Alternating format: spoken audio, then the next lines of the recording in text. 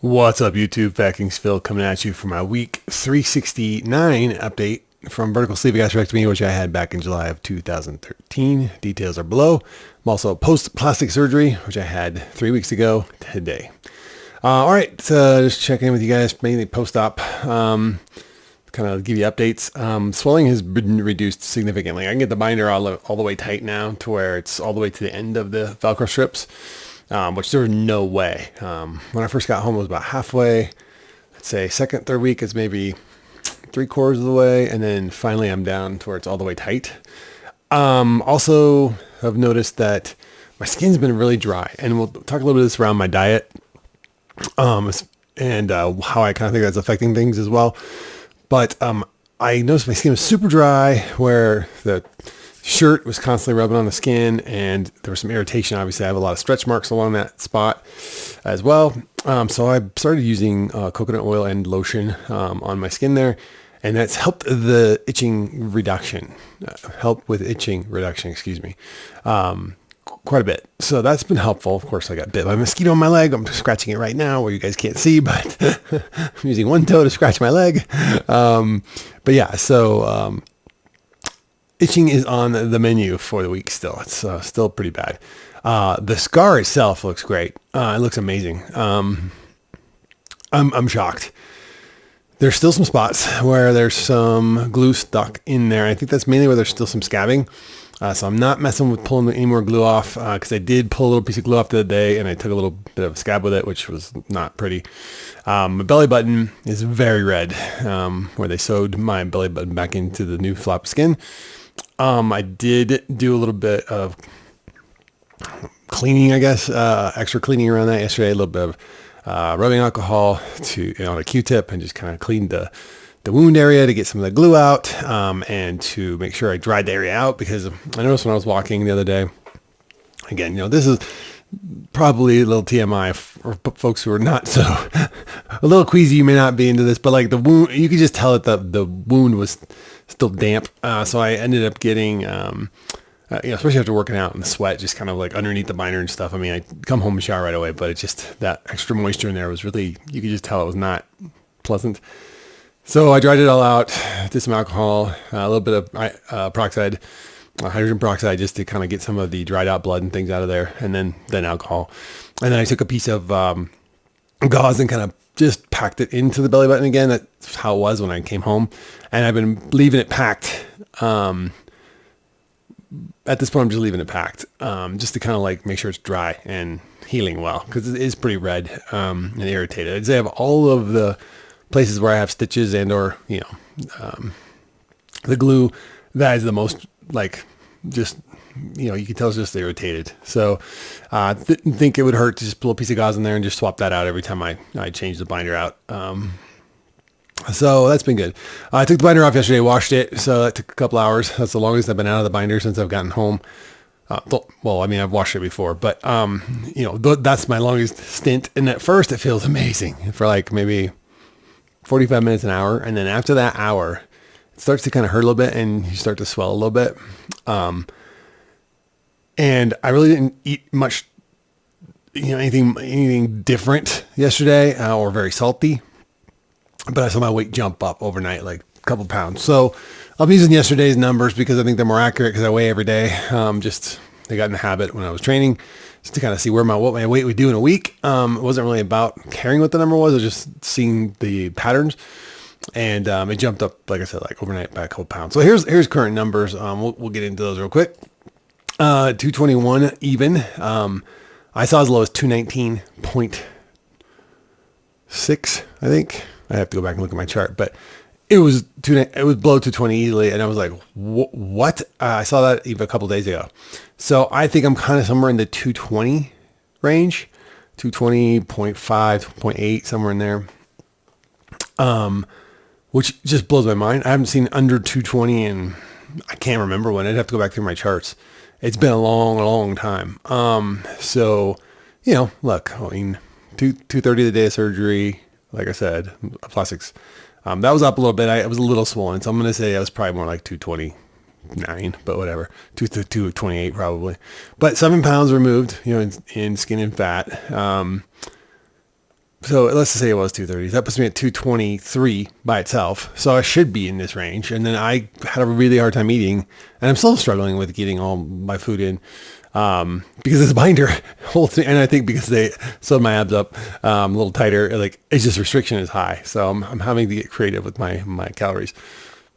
But I'm eating the same things, pretty much focusing on protein, then carbs, then fats, which is very different from my keto eating I used to do. It's a little trickier because the carbs normally would make me more hungry more often. But since I'm using complex carbs, I'm not really getting that. I'm not really getting that, and I'm using a lot of high fiber carbs. So you start backing that off. My carbs are actually lower than they would be if I was lifting right now. So I was looking at a study today on recovering muscle after taking a break. They say it takes about half the time you were off. So if I'm going to be off lifting for 6 weeks, I'm going to have to take 3 weeks to get back to where I was. And because I've been working at home, not using heavy compound movements, I've been using high rep movements. Even though I'm putting as much weight on there as I can, it's not gonna be an easy crawl back. And then I've got to actually get back to a real gym. So that I'm kind of debating how I want to handle that. But one thing at a time. Let's get to the 6 week mark, which is 3 more weeks. Then we'll do 3 weeks of training at home, 5 times a week. I want to get the cardio back in there. And then I'll find a gym and figure out how I'm going to do all this, because my gym at work won't open back up till the buildings open back up. And they're not even talking about opening till September 1st. I'm really at the point where I feel like once I'm healed up from the surgery, I'm willing to risk exposure, a little bit more exposure. I mean, I'll be smart about it, but if I get the virus, I get the virus. Don't get me wrong. I know it sucks, and I know it can suck really bad for a lot of people. But of the 6 people I know that have had it, I mean, one of them ended up in the hospital. Don't get me wrong. He was pretty bad. He had pneumonia, and, he's just now kind of really looking and sounding better to me. I mean, he looked and sounded better before, but he looks more normal now. My other 2 friends that had it were pretty big fitness buffs. They didn't have any comorbidities. They were down for 2 weeks pretty hard, both of them. And then the other 3 had it and didn't even know they had it. So, I think I told you guys, my son and I both tested negative for the antibody. So I'm still on the chopping block for the vid. That's how it goes.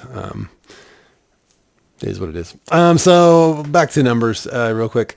The thing I think that was most interesting was, hydration is staying in the 59 range, which I find surprising. I wonder how much of that is about swelling and my body retaining water from swelling. Although I will tell you, I'm drinking all the water and all the things.